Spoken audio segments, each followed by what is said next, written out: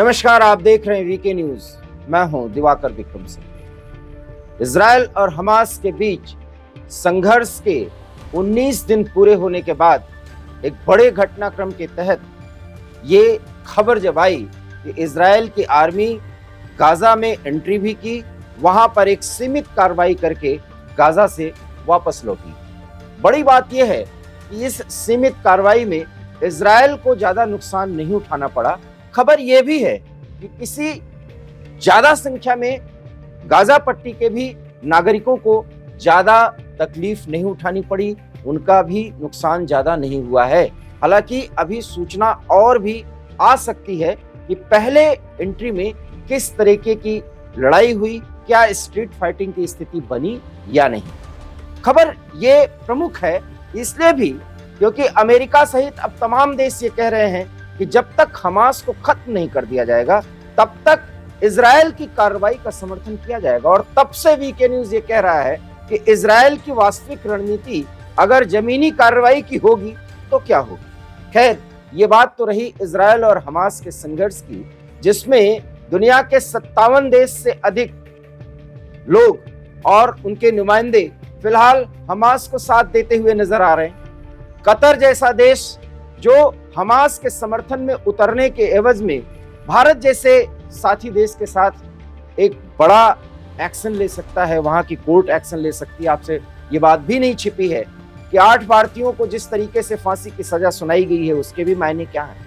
ये सब बातें हैं, लेकिन इस बीच भारत में ही कुछ राजनीतिक पार्टियां हैं और खास करके इंडिया अलायंस के कुछ लोग हैं जो ऐसा बयान देते हैं, और जिसमें कांग्रेस के नेता सबसे प्रमुख हैं, जो ऐसा बयान देते हैं कि समझना पड़ता है कि आखिर में उनके बयान के मायने क्या है। राहुल गांधी ने भी बयान दिया, मल्लिकार्जुन खड़गे ने भी बयान दिया, वो एक साथ बैठ के बयान दिया।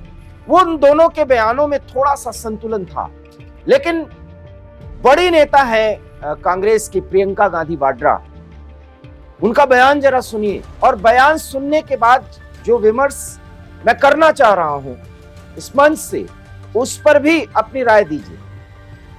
विमर्श का मुद्दा यह है कि क्या आतंकवाद का कोई रास्ता अलग अलग होता है क्या। 7 अक्टूबर के अल सुबह जो घटना हुई इजराइल के क्षेत्र में, ये और बात है कि इजराइल की जमीन किसकी है, फिलिस्तीनियों का उनका अधिकार क्या है, इसमें बहुत बातें होती रहती हैं और उसके भी तर्क में कई बातें रखी जा सकती हैं, हम उस पर बात ही नहीं कर रहे। उस दिन जो घटना हुई थी और उसके जितने भी वीडियो वायरल हुए थे, क्या उसको प्रियंका गांधी वाड्रा ने देखा था? अगर देखा होता तो वो एक महिला होने के नाते, छोड़ दीजिए राजनीति की बात, वो इस तरह का बयान ही नहीं देती। प्रियंका गांधी वाड्रा ने बयान क्या दिया जरा सुनिए, और किस तरह से तुष्टीकरण, और तुष्टीकरण को समझने के लिए बहुत जरूरी है उनके बयान को समझना, कि गाजा में 60,000 लोग मारे गए जिसमें 3,000 मासूम थे। बयान का मतलब समझिए, 60,000 का आंकड़ा, पता नहीं वो इजराइल से उनको ये आंकड़ा मिला है कि उनको पेपर से, भारत के पेपर से या मीडिया से आंकड़ा मिला है, इस आंकड़े में भी सच्चाई नहीं। 7,000 से अधिक लोग मारे गए, 3,000 से अधिक लोग मासूम हैं, मतलब 4,000 लोग क्या है ये प्रियंका गांधी वाड्रा ने नहीं बताया। क्यों नहीं बताया ये समझिए, क्योंकि 3,000 मासूम है तो 4,000 तो आतंकी होंगे। इतना भी कहने की जहमत और हिम्मत उन्होंने नहीं दिखाई। देखिए, भारत की राजनीति में कांग्रेस के राजनीति का जो तरीका है, इसकी बखिया उधेड़नी चाहिए या नहीं, सवाल ये है कि 7,000 में 3,000 मासूम मारे गए तो 4,000 कौन थे। खैर चलिए, ये भी बयान दिया, क्योंकि इस जनतंत्र में कुछ राजनेता और कुछ पार्टियां आज भी जनता को मूर्ख समझती हैं और उसका खामियाजा भुगतने के बावजूद भी वो मूर्ख समझती हैं। ये सबसे बड़ी बात। अब 4,000 लोग मान लीजिए कि उसका उनको पास आंकड़ा नहीं है, उनको खुश करना है यहाँ के कट्टरपंथियों को, जो केरल और कर्नाटक और उत्तर प्रदेश, मध्य प्रदेश के और कई राज्यों के उन स्थानों में, माफ करिएगा मुझे ये नहीं बोलना चाहिए लेकिन बोलना पड़ रहा, कुछ ऐसे स्थान हैं जो गाजा की तरह हैं। ये उनको खुश करना है और खुश करने के बाद एक रिजल्ट आएगा, क्योंकि 5 राज्यों के चुनाव हैं तो सबकी नजर गिद्ध की तरह पड़ी हुई है कि मुसलमानों का वोट उनको मिल जाए। यह है भारत का लोकतंत्र।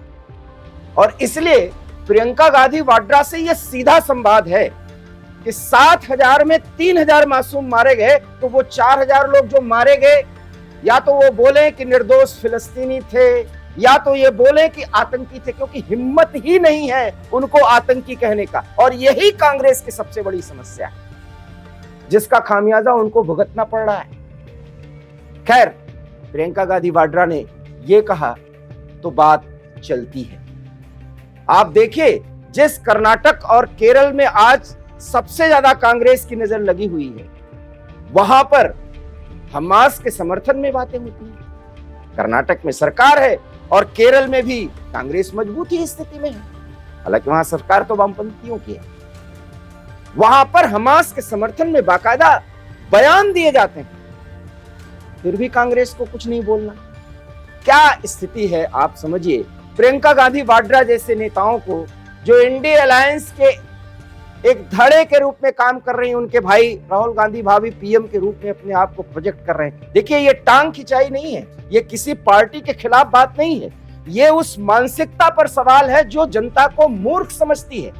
ये सवाल 140 करोड़ लोगों का है, कोई सहमत हो या असहमत। सवाल ये है कि बयान देते समय तो समझिए, इतना तो बयान देना चाहिए कि निर्दोष इजरायलियों पर जो 7 अक्टूबर को हुआ था वो कायराना था, वो गलत था, वो आतंकी हमला था। नहीं हिम्मत है, क्योंकि चुनाव बिल्कुल सर पर है।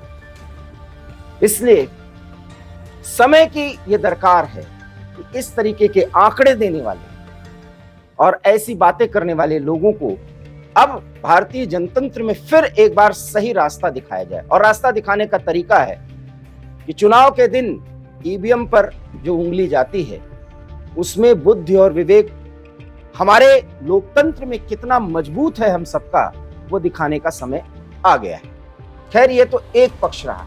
बात अगर रही तो प्रियंका गांधी वाड्रा को समझना होगा कि 19 दिन के इस पड़ाव पर फिलिस्तीन का नाम ही नहीं, बेसिकली ये लड़ाई हमास के साथ है। हमास को कुछ मुस्लिम देश समर्थन कर रहे हैं, इसमें अमेरिका जैसे देश के साथ पश्चिमी देश इजराइल के साथ आए हैं। भारत एक संतुलित नजरिए से इस पूरे युद्ध को देख रहा है, उसको खत्म कराने की बात कर रहा है। गाजा पट्टी में निर्दोष महिलाएं, बच्चे भी हैं, इससे इनकार नहीं किया जा सकता, लेकिन गाजा पट्टी में उनको सील्ड बना करके वहां आतंकी हैं और वो मानवता के सबसे बड़े दुश्मन हैं, इसलिए उनको एलिमिनेट करना चाहिए या मारना चाहिए। ये आज के मानव समाज के, सभ्य समाज की जरूरत है। इसमें वोट बैंक नहीं देखना चाहिए। ये है आज की जरूरत, और ये आवाज और ये बात रखने की इसलिए स्थिति बनी और इसलिए जरूरत पड़ी कि जनतंत्र में न कोई पार्टी, चाहे वो भारतीय जनता पार्टी हो, चाहे कांग्रेस हो या कोई, जनता को मूर्ख न समझे और ऐसे बयान न दिए जाए जिसके मायने ही न हो। और अगर बयान दिए जा रहे हैं तो ये भी समझा जाए कि उस बयान से किसको कितना फायदा होगा। अगर कट्टरपंथी बहुत खुश होंगे, इससे कांग्रेस की तरफ झुकेंगे, तो निश्चित रूप से जो आतंकवाद का विरोधी है, जो सनातनी है, जो इस तरह के आतंकवाद को पिछले 3 दशकों से अधिक समय से झेल रहा है कश्मीर में, आज भी इसका जवाब न कांग्रेस के पास है और किसी पार्टी के पास नहीं है कि कश्मीर से 12 लाख कश्मीरी पंडित भागे हैं। 12 लाख की संख्या है, संख्या बताई जाती है 4। तो इस तरह की बात करने वाले, उसका जवाब नहीं है।